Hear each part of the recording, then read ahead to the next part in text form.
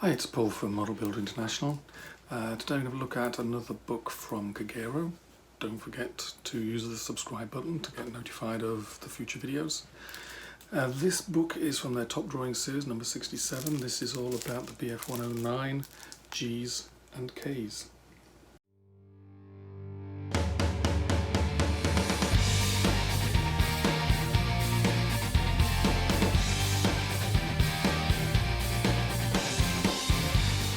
Okay, so this is TopDrawings number 67 in the series on the BF109 G and K. Here's the different marks, the G1, 2, 3, 4, 10 and the K4. Mask foil free, so there's a masking foil in here as well. And there's the mask foil. And let's see if I can read anything on here. Basically I can see that it's essentially it's the crosses for the wings. That's what's on here in 1/48th and 1/72nd. And you get quite a few there. There's what, 1, 2, 3, 4, 5, 6, 7, 8, 9, 12. 12 of each.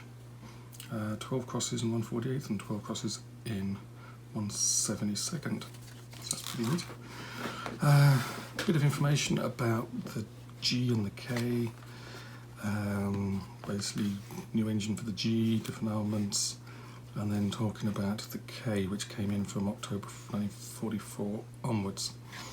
But again, that's just a bit of background more than, should we say, definitive information. And then into the diagrams. Start off with, see the G1s, important starboard view, all the different panel lines, profile views in various places. There are A through R and A, B, C, D are there, and it continues on this page down to the H, I, J view from above. This is a G1, G3. And again, you can see all the panel lines in all the various places, and these are in 1/48th scale. View from underneath, see the profiles are continuing. Propeller, onto the G3. Again, forward views, port and starboard. And G4. Then notice for each version you can see exactly where all the panel lines go. There's G2.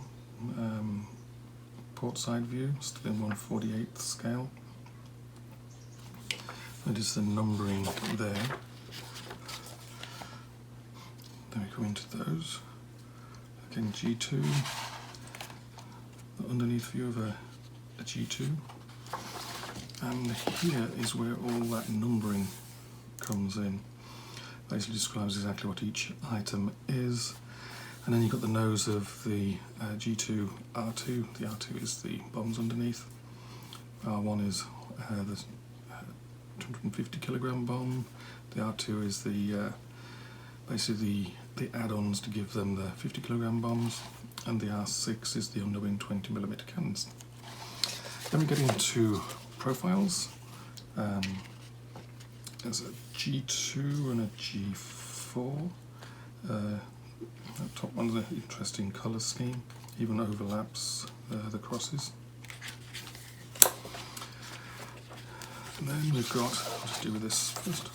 There's a sheet in the middle here with 1/48th top, bottom and tail view of a K4, and on the other side is the side views and front view of the K4.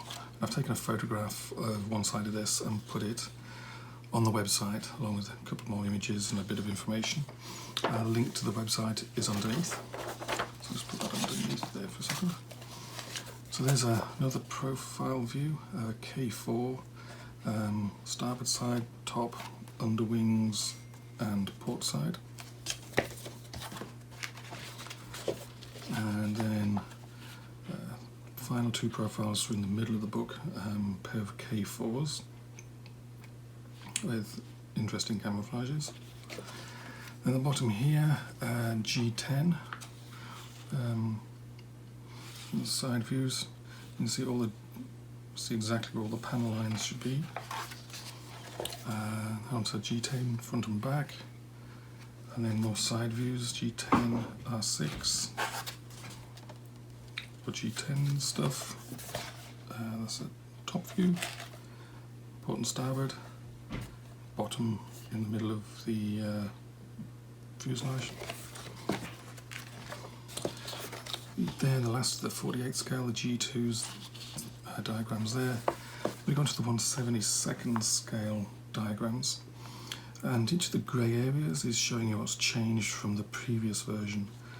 So from the G0, these are the bits that changed from the to make a G0 change from the Fs. Then you've got G1s. Just showing it mostly. The only change here is a pressurized cockpit with, just see that tiny little intake on the fuselage there. That's the only external difference. G2 has changed nose basically. G3, it tells you in the text exactly what changes each time.